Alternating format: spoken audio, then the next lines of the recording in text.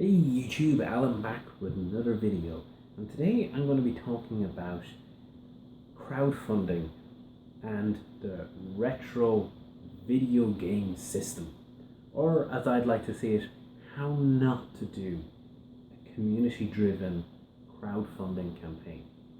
So, some of you may be wondering, what is this retro video computer system? In short, it's supposed to be a new retro system. Kind of an oxymoron in a way. But it's a long story, and it's kind of blown up to a certain degree with the launch of the Indiegogo crowdfunding campaign. So let's do a little bit of a history lesson for those that don't know. Originally, before we even talk about the hardware, let's talk about the people. There's 3 people principally involved, and 2 people were on board right pretty much at the get-go. The main man is Mike Kennedy, and he has done other ventures such as Game Gavel and the Retro magazine, and that was funded through Kickstarter. He's also done a few other little bits, and he was involved in the Retro Gaming Roundup podcast for quite a number of years. And the second person who is kind of, I guess you'd say, head of software is Steve Wojta. He is probably most famous for being the lead developer and kind of project lead, I think, on Kid Chameleon on the Sega Mega Drive. But he's done a lot of other retro games, Taz on 2600, Quadrum or something like that, I think it is, on 2600. He worked on Sonic 2 to a certain degree. He worked on Sonic Spinball and a few other projects. There was a fair bit of pedigree there in terms of games he has worked on. And to be fair, to these people, I've met both of them multiple times actually. They seem very genuine people. They do have a passion for what it is to make a great game. Certainly Steve does. Bless all out Mike. I would say that Mike is, well, he's an interest in gaming. The big part of it for him is always money. He's a marketing guy, he's a business guy, so money's a big part of his ventures. Fair enough. Lots of people want to do stuff to make money. That's not a crime. But anyway, that's the people. So originally, Mike had an idea for a retro system. And that started out with a few other colleagues that I believe were involved in the project and kind of dropped out. And this was initially going to be kind of what you would see a Super Sega Mega Drive or Super Mega Drive. Kind of, if you imagine the 16-bit hardware, 2D based system, and bring it to another level, another kind of in that mold, the kind of 16-bit era games, do another kind of Super 16-bit system, and make a new kind of system to that spec. That was the original concept that I am aware of. Maybe it wasn't, but that's certainly information that I have been able to ascertain, or that comes across to me. Now, there's people that Mike used to work with on Retro Gaming Roundup, and I was surprised, why aren't they in this Retro VGS company system thing? It turns out that they were, right at the very beginning, and that very first system they were initially involved in. They dropped out. Having met the other people from Retro Gaming Roundup, that sends to me a big flag. Why did they drop out of the project so early? We'll see that there's a lot more flags in this tale. So, on it went, and people were interested. You know what? I could see that. There's a lot of people that like to develop homebrew, smaller release titles for existing platforms. And a lot of people do consider the kind of 16-bit era kind of the golden age of a game, where 2D games we've gone to a stage where you could do a lot of stuff, in the 16-bit era, big sprites, a lot of sprites on the screen and so on. So it kind of felt like there was a great evolution of designs that had gone before. And then we jumped into 3D, so some people feel, well, we've lost our way. Not me, but some people do. But I do like that idea. There is an interesting concept there. And that concept then expanded. What if this system, as well as being basically a new kind of Super 16-bit system, what if it was also able to play old games natively, or close to natively? And that's where a thing called FPGA comes in. Now, FPGA are field programmable gate arrays. In many ways, you can see them as hardware that can reconfigure itself or be instructed to reconfigure itself to act as other hardware. You think you have this system that's based on all these arrays. Your default setup is for your Super 16-bit system, and it has whatever specs you design it to be.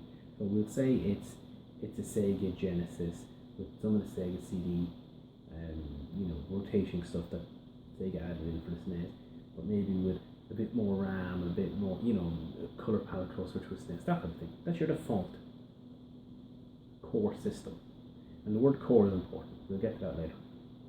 But what if you could also stick in a cartridge and have the cartridge instruct the system, I'm a SNES, reconfigure yourself to be a SNES, and on the fly you would turn itself into a SNES. In some ways that sounds a bit like magic, but it is just how that type of technology works. And that is a very interesting idea. Very, very interesting. So instead of software emulation, you would effectively have hardware simulation, which you could, if done correctly, have closer to, clock perfect replication. And that's something that emulation typically skips on. It's make it playable, not make it accurate.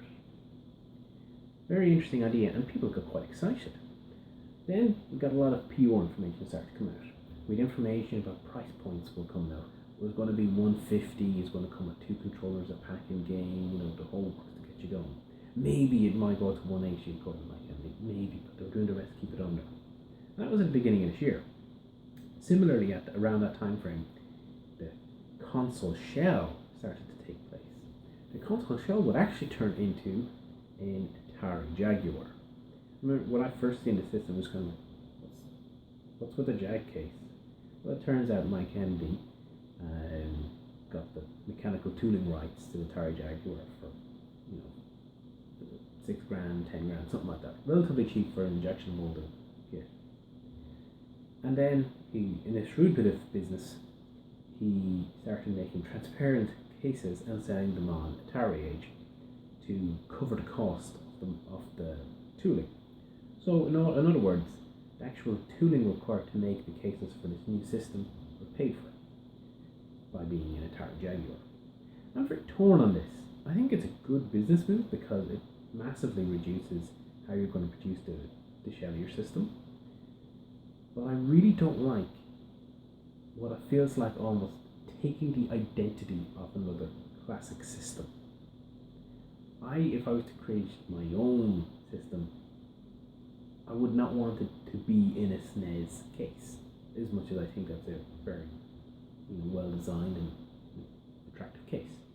It's got its own identity. I wouldn't want to try and supplant my identity over it. So I'm very torn on that, but good piece of business. And hey, if it meant you could keep the price point down, sure. So, roll on. We start to hear less and less about these FPGAs. We're getting closer and closer to times of Kickstarter, and we're not getting specs. What size is this array? Because there are completely different types of arrays. You could have smaller, bigger, and what they can do changes. How is it going to interact? What's the rest of the system going to be like? Especially when they added in that there was going to be a media processor, whatever a media processor is. What's the specifications on that? How much RAM is it going to be? Is it going to be a GPU? What does all this mean? What are we going to get in the box? What's the system going to be capable of? And then we start to get more of a change in direction. What I feel is change in direction. Yes, people are going to be able to produce new games on cartridges on the system. But the new games are going to be new games. They're going to be games like Shovel Knight, Way Forward, Shantae, and so on. That has been tossed around as potential new games that could come to it. All these kind of indie games of today could come to it. And then it's like, whoa, hang on a second. You're throwing around the price point of per cartridge, $30 to $60 a cartridge.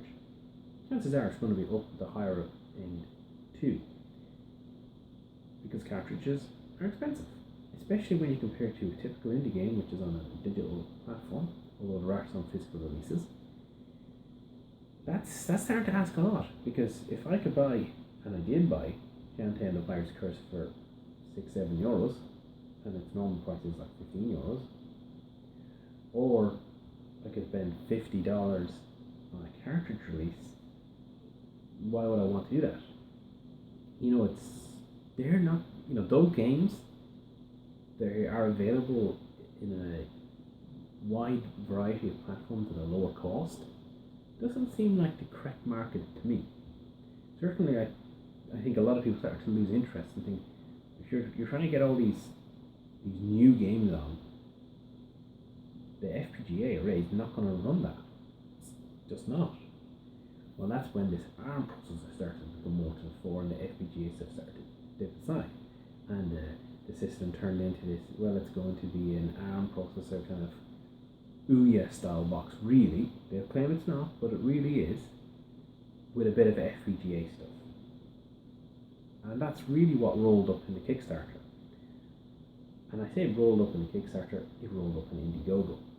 Because, well, Kickstarter require a prototype. They didn't have any. When you're doing a hardware project, Kickstarter will say you have to have a working or demonstrable prototype, and you have to avoid using pre-rendered imagery in your sizzle video. Two very big red flags, as they were both predominantly what has occurred for the Retro VGS. All that we've seen to that point in time, basically pre-rendered JAG images. Wow, it's an Atari Jaguar. Wonder what that's going to look like. It's going to look like an Atari Jaguar. You can go and buy one for 50 quid. I mean, we know what that looks like. You don't need to spend money on these pre-rendered pretty pictures. So a lot of focus started to place on nonsense like this. What people wanted to know is what's under the hood. What's the system actually going to do? And that wasn't specified. Instead, we got a lot of information on, well, there will be about 12 different color cases that you can get for the console. There'll be all these translucent colors and the Legend series colors, and there'll be the cartridges will come out in different colors, and the first 500 will have such a color, and the next 500 will have this color, and you can bid to get high, low serial numbers, on the system and all this. It's like, whoa. Why is this important? You're trying to crowdfund a system that we don't know what's going to be capable of doing. And you're already going on about limited edition colors and the big focus on what I would say is the collectability side of gaming. The consumers will be the ones who will tell you if something is collectible. You can't produce a game and say it's going to be collectible because I'm making it scarce or because I'm producing so many in such a color or whatever. If the game sucks, it doesn't warrant being collectible. But anyway, that's a little bit of a deviation to the kind of overall narrative. So we have this Kickstarter campaign that had to last minute change over to Indiegogo because, hey, you gotta have a working prototype. We don't have a working prototype. And hey, we don't have a working prototype. At one point, on the Atari Age forums, where this is really blown up, there's a massive thread over there. I think there's threads over on NeoGAF as well and a few other places, but the one on Atari Age is crazy. They showed what was a kind of a prototype. They printed out a green sheet, stuck it onto some cardboard, and attached some connectors to the back of it and put it into a clear Atari Jaguar case, and that was their, that's a prototype. I was like, why would you even show it? Like, what goes through someone's mind to do something like that? If I can, I'm going to stick in a picture somewhere around here. I'll see how lazy I am when it comes to editing, but it is the most mind-boggling thing I've seen as kind of a demonstration of what the system's going to be. Yeah, a circuit board's going to come in there. We know that. You don't have to print one out in an inkjet printer and stick it in. Oh, God. Talk about ridiculous. So, anyway. No working prototype. So we deviate over to Indiegogo. Now, to me, Kickstarter's reasoning are very solid. They're solid for both the consumer and the project creators themselves. As a consumer, I want to see or have an idea of what it is that you're trying to sell me, both software and hardware. So software, ideally I want to see more than just a little bit of concept art in the title. If you have something that you can show a demo, brilliant. Same with hardware, if you can show the detail of the specs, and I mean full detail, not just as it was in this campaign, there will be an FPG array.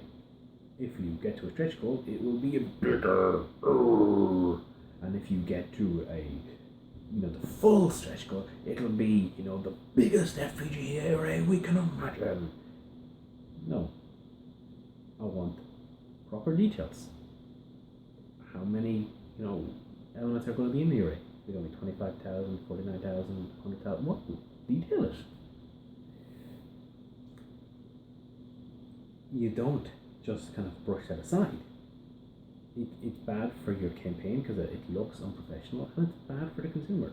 And the same with 3D rendering images. If you have to rely on kind of pretty pictures, it tells the consumer to be wary. Why are they kind of putting up all this 3D picture stuff?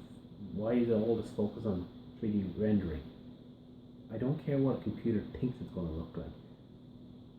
I know the Jaguar looks like, you can even at the case, whatever. That just kind of clouds over the matter. So I think Kickstarter, even if they don't properly hold it up, and they do let projects, abide on those rules, they're a very good guideline. And Indiegogo, well, it's maybe a perfectly reliable place. It has a few downsides. One, it doesn't have as big a traction, and it takes the money straight away. People aren't necessarily so willing to donate on Indiegogo when they have the money gone out of their account. Well, it then gets refunded if it's not successful. Whereas Kickstarter's model is, you back, if it succeeds, the money's taken. So you back, and even if you feel that it's not going to succeed, you can show your support. And that will encourage others to join in. Because when numbers go up, when you see the total going up, it kind of feels like this is a successful campaign. I'm going to join in. But there's so much more to this story. So much more, because it isn't just about a badly organized Kickstarter. I haven't even got to some of the components of the Kickstarter, where they had the comparison table between the Retro VGS and the Nintendo Wii, the PlayStation 4 and the Xbox One. Yes, they were. It's a competitor, and bloody well it is, because it costs. The initial price for Kickstarter. When I say Kickstarter, I mean Indiegogo from here on. Was going to be $2.99. That's the early bird price, but the system was normally going to be $3.49. And on top of that, we're going to have all those fancy colours that add an extra 150 quid. So it's that extra controller, right? Yeah, nonsense. Just eat that out of the box. So $3.50 for the system, and you're comparing it to systems that are more powerful, have much better support, more features. Oh, yeah, did I mention, when I'm saying more features, one of the big things about the Retro VGS, no connectivity. No internet connectivity, it's bad. I can understand. Retro gamers can complain. Well, games these days need patching. Some games do, especially the AAA games. But the team have started to make the most ridiculous statements. Oh, old games didn't have bugs. Yeah, they did. Some of them were uncompletable. Atari 7800 Impossible Mission. Literally impossible. Super Mario Brothers. Look how many glitches there are in that game. Doesn't mean it's not a great game, but it is buggy. And their answer to all of this is, well, what we'll do is we'll tell the developers, don't put bugs in your game. If only EA and Activision and all these big companies, like Warner Brothers, when they're bringing out Batman Arkham Knight and PC, if only they told the developers, oh, you little scams, you shouldn't have put bugs in that game yourself, is naughty. Developers don't sit there going, no, this is going to be a nice little bug for the testers to find. Ridiculous statement. They also then say, well, because the game can't be patched, not only will will you lose out on any extra features? Shovel Knight, one of the titles they kind of would love to get on their system. Well, they had free DLC. Everyone got the free DLC to thank the customers because they backed them. Shovel Knight could not get that on a completely disconnected system that has no way to update the cartridges. But hey, you got those bug-free games, don't you? Supposedly, their model for ensuring bug-free would be the developers will test them and they'll tell them don't put bugs, and then they will also test them.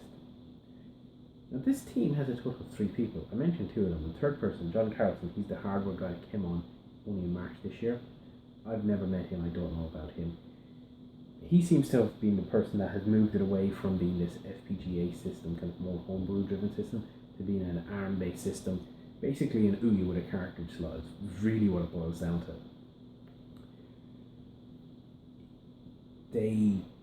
They're going to test them. They've got 3 people.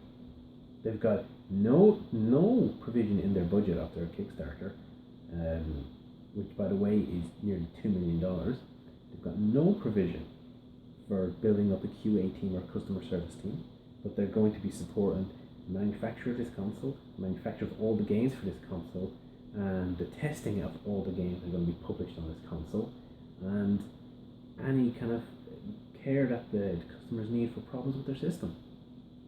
Got 3 people. I just did 4.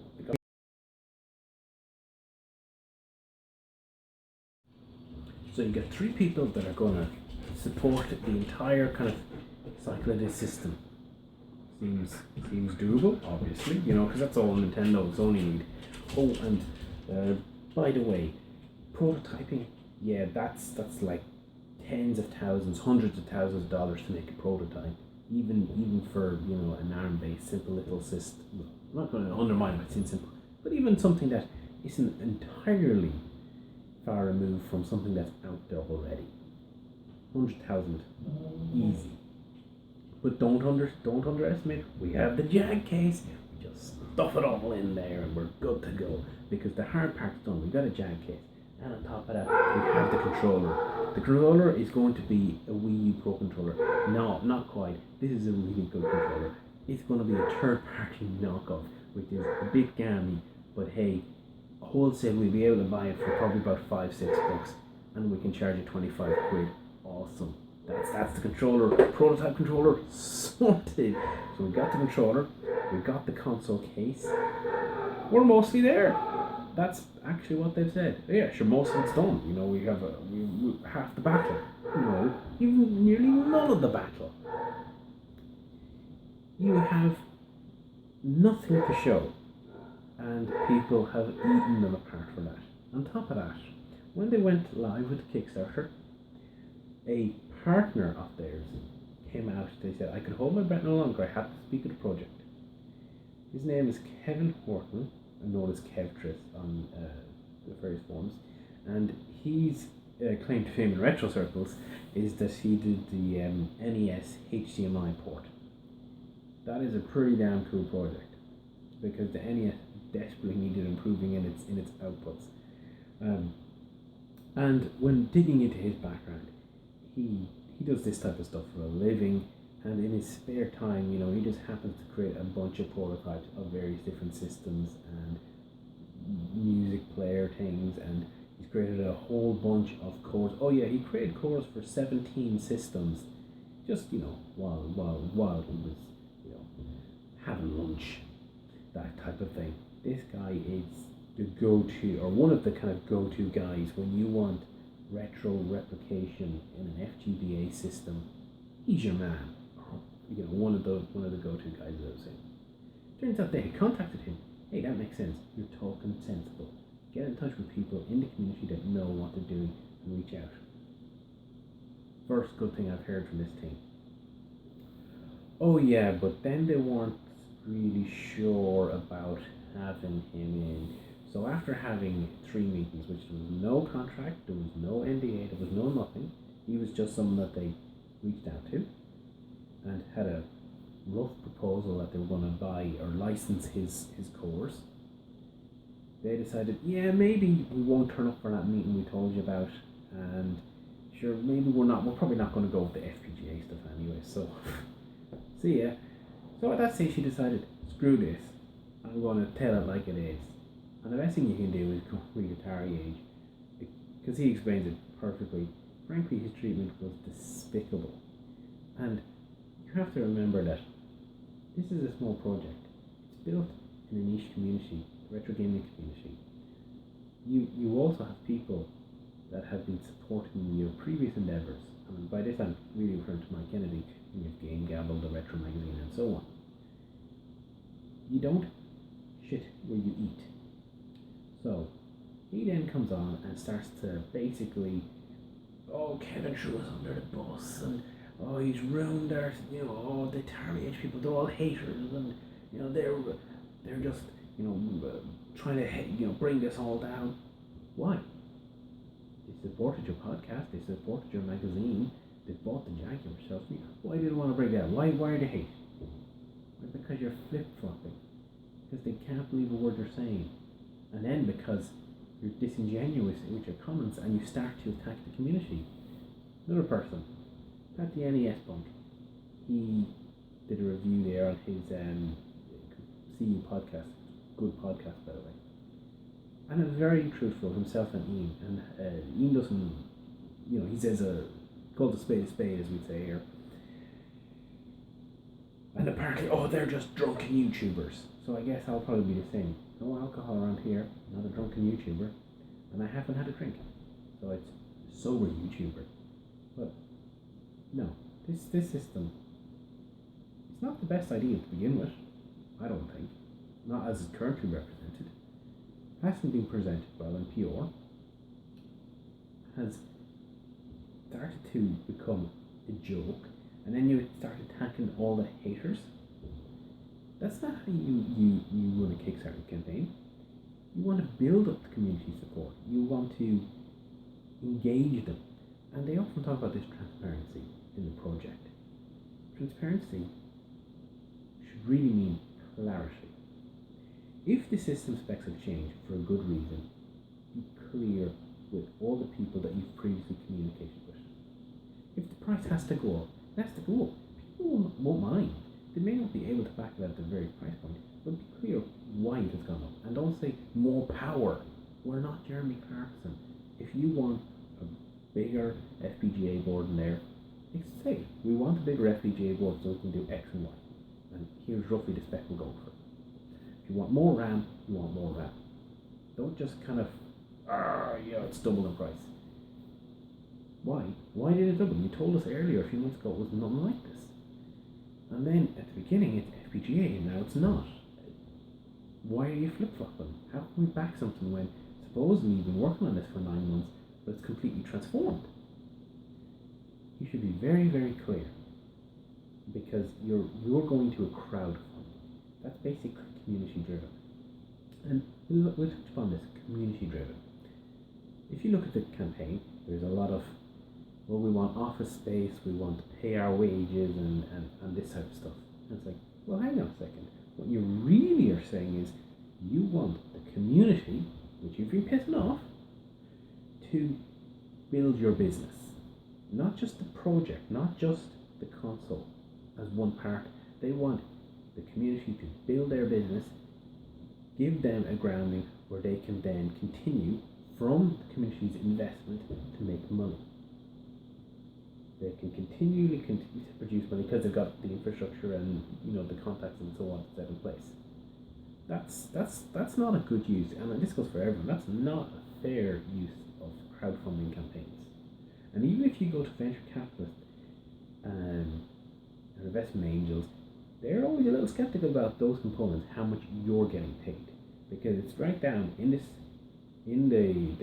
breakdown that they're given. About 12% or up to 12% of the budget of $2 million will go to pay these 3 guys for a year, because the console's going to release next November coming, 2016. So literally 13 months.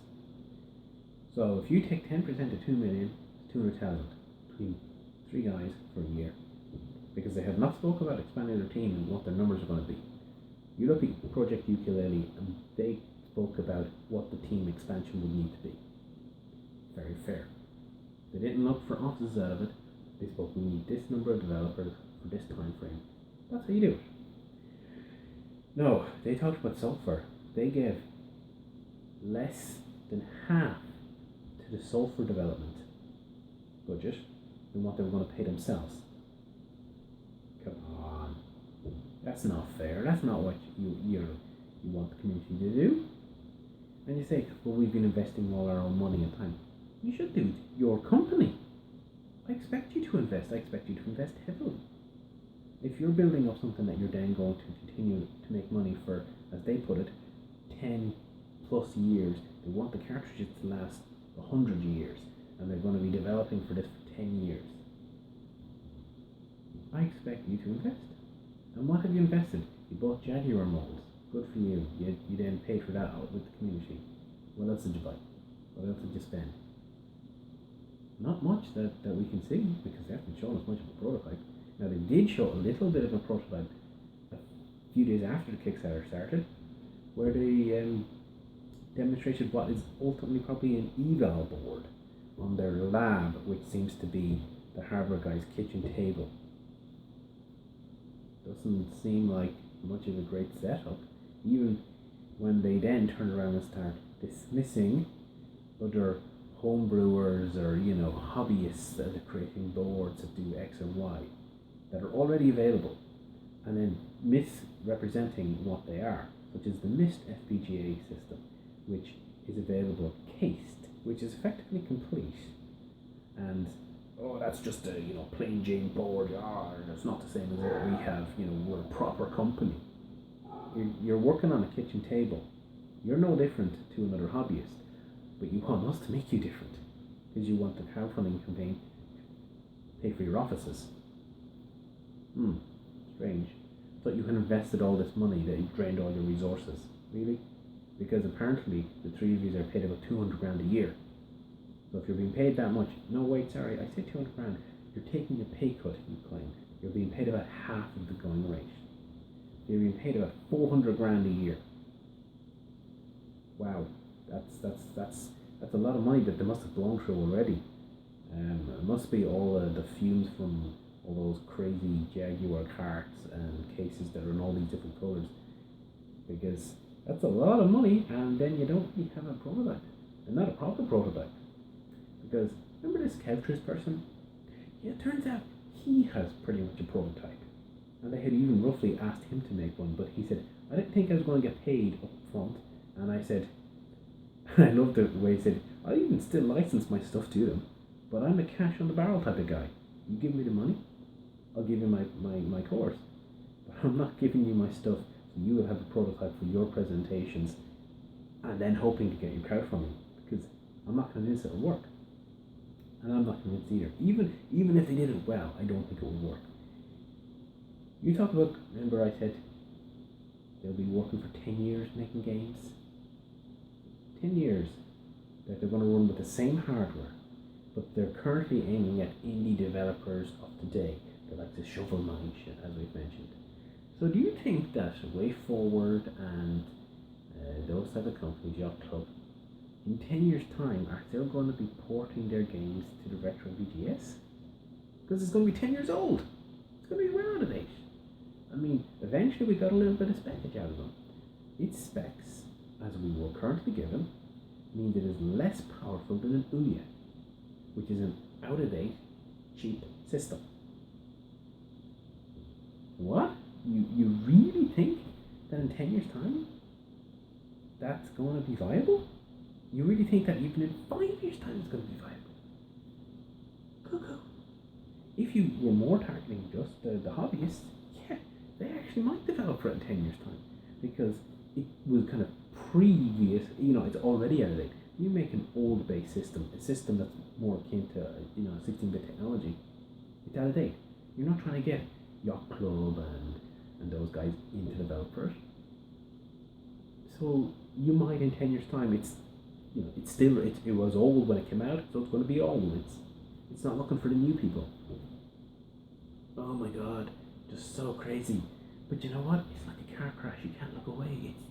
It's actually kind of funny in a way, because to see people that are coming out contradicting themselves. Even when they do interviews, they start contradicting themselves in it. It's or what they may have said before. Then they start having a dig at guys like Kevtris or Pat the NES Punk. Really, don't go after them. Don't address it, because you just make yourselves look unprofessional. I'm just a YouTuber. I can blather away whatever. I'm not trying to be a company. I'm not trying to eventually set up a system that ultimately, and they've even references, they want to be the Nintendo empire of the late 80s.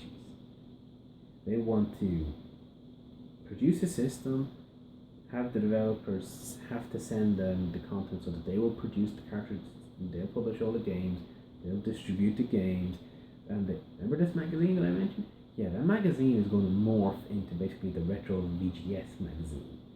Because, sure, they'll be able to cross-promote, and all these games that are coming out on their system, they'll be able to cover it in the magazine. Those backers that really wanted that magazine for old content, I won't be happy if all of a sudden I started covering bloody Retro VGS stuff, which is new and maybe not relevant to me at all. And frankly, I've seen that magazine, it's not interesting to me at all anyway. I'm a retro gamer. So, you got the Nintendo power, you got the entire closed down system that you're going to be producing all the content, or you're publishing all the content for pretty much. At least that's how they've presented it. It is basically the Nintendo model. Right down to we're going to have guidelines on what can be released. We're only going to let people release so many games and whatnot. It literally is the Nintendo monopoly that they're going for. And that was bad. That was bad for the consumer. It crushed the likes of Sega and Atari at the time, when they had reasonable systems and they should have been able to get a fair shake at the market. And we've seen that when Sega were actually able to get a fair run with the likes of the Mega Drive, they actually opened up a new type of gameplay experience, which of course Sony would then expand on. These are good things. Just in the same way as being able to update your game, being able to fix issues, being able to have other connectivity features like online leaderboards, achievements, and so on, are good things. I love retro, I really do. But just because there are bad things in modern gaming does not mean you throw the whole thing out. Not when you're targeting what's currently been released as Steam games and eShop games and so on. If you're going all the way back with your system, yeah, fair enough. You go all the way, you make it a more hobbyist, kind of retro community-driven system. But they aren't. They talk about 10, 20, 30, 40, up to maybe 100,000 units being sold in a year. Not going to happen. Do you know how I know? Because the Indiegogo campaign is a farce. Right now, when I'm recording this, let's not say right now. When it launched, day one or so, it got just under 50,000, around 50,000. Apparently that was a bad day to launch. The weekend is a bad day for campaigns. Really? If it's a bad day for campaigns, why'd you launch it on the weekend? Choose a good day then, you idiot. If you have to delay it for a reason, just be honest. We've had to delay because we want to get X or Y ready. Just, people will understand so long as you're clear with them. But anyway, okay, not really enough, because frankly, if you want to make 2 million, you're going to be making more than that and on your big rush at the beginning. Get a big rush at the beginning, big rush at the end. Gotta get it up front. By day 3, they'd climbed massively up to 68,000. Oh yeah, we're really climbing the heights of this campaign. So basically going lower. By day 9, they had gone back down to 63 or 64,000. So they're going backwards practically. So basically it's stalled at a 3%. It's, barring some bizarre miracle, it's not going to happen. Because the coverage they're getting is negative. People are not happy, and they're not happy for good reasons. They're blaming community members, they're blaming the community itself, and it is really their own fault. And some people have said, well, I wish them well in the future endeavours. Really, I don't. Because why? It's their own fault, and they're not listening. They have not listened, and they've continued to blame. People have supported these people in the past. So why they've turned their backs. I don't see why I would want them in charge of a distribution for Retro System. There's other people who have other projects out there, such as Kevtris and his board sets, and such as, I would even dare say, the guys at Retro Gaming Roundup and the original concept that they were talking about with him that others may do. There's plenty of projects out there that are being designed and handled by people with more gumption than these guys. I'm sorry to say, when I've listened to interviews, 3 people remember, and one person does not know key things that the other person knows. What is this? It's like when your left hand doesn't know what your right hand's been doing or something. I mean, your entire company can fit inside a bloody micra. You don't have excuses for this level of lack of communication. You have, what's it said? When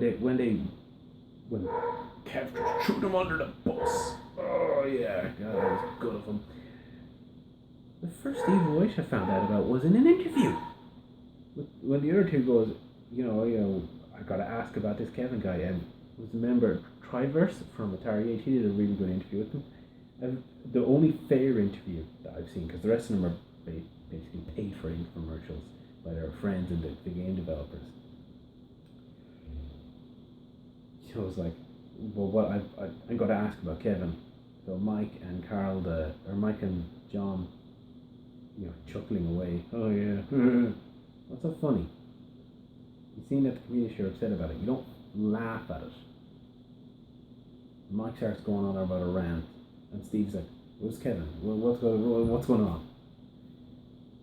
And he's like in shock. Is he not providing the course? You mean this information that came out several weeks ago?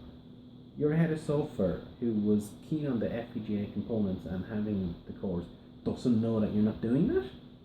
I'm sorry, I don't understand why Steve's in this project. I really don't. As I said, he's a nice guy. I just don't get it. I don't get it. And we look at even further when they start talking about, we have an eval board. Really? Then why were you so shady in your video? Look, I'm moving a mouse and something is moving on that screen. I'm not going to show you what's moving because patents. And don't look behind those curtains because we have all this technology that patent. Mm-hmm. All about patenting stuff. Why? What are you doing that's so novel? That's so patentable? You're doing an ARM chip based system that plays games off a cartridge, but the cartridge interface is patentable. We can patent it. How many cartridge interfaces are there? What the hell makes yours so special? I really hope that this patent thing doesn't turn into some sort of patent troll, because that'll be the bloody tip on this shite ice cream sundae that I got going on. But that was their kind of attempt to boost their Kickstarter. Yeah, we can show off this kind of don't look behind the curtain demo thing that was complete bullcrap. And they later have to come out and basically say, yeah, it was an eval board. That's not a prototype. That's what a vendor would practically give you. Crazy. There's so few steps that you actually have to do a proper campaign. Number one, you gotta, from the get-go, before you go to a campaign, be very clear about what your project is. You set it out in stone, and unless there's extremely good reason, you do not expand, because that just leads to constant scope creep, and you'll never get done. You'll always be waiting for the next thing or the next thing or the next thing. Do a bit of research, determining what the market will bear, what's out there, are the competing products, and so on. Now they claim to have done all this, but we've seen with Sculpture that they haven't. You are careful in what you put out to the community, because they will support you. If you start bullcrap, they have a very, very finely honed bullcrap meter. So you hold back and you present what you know to be true. And if that changes, you are honest about it. And that's really the fourth thing, and the biggest of all, honesty. If you're going for crowdfunding, be honest. Be clear and no bullshit. Take your time if you need time. try and have as much done before you go looking for money as possible. Maybe difficult. Maybe you have to go to the bank and take a loan. Take a loan. If you believe in this project like you expect others to, then you have to be committed. The guys in Project Ukulele, they were building their own studio. So they used their own money to build a studio. They committed. They said it was going to happen one way or another. Because at the end of the day, they were going to have a product to sell. And they could sell to far more people than just the backers. But anyway, that's well enough of this rant. I could go on and on. As I said, it's like car crash. It's both awful and hilarious at the same time. The good thing is, we've seen some very interesting projects come out. The likes of, as I said, Kev Triss's prototype board set, and even the concept of maybe a super Mega Drive type of thing coming about. It shows that there's so much discussion that's gone on in videos on YouTube. There is interest in some of the concepts here. But there's no interest in this team doing it. Not at all. There's no competency being displayed there. And maybe it seems like a harsh thing to say, but you can only base it on what they put out. And what they've put out has definitely not instilled confidence at all. Not at all. Anyway, this has been a really long video in my life, but I just thought it was something to kind of wax on about, I suppose. Join in, the car crash, if, as they'll say, join in the dog pile, let's be haters. But no, it was simply about just expressing what it means to be part of the community and how we communicate. Anyway, hope you enjoyed this rather long rant, and we'll see you again in another video shortly. Bye for now.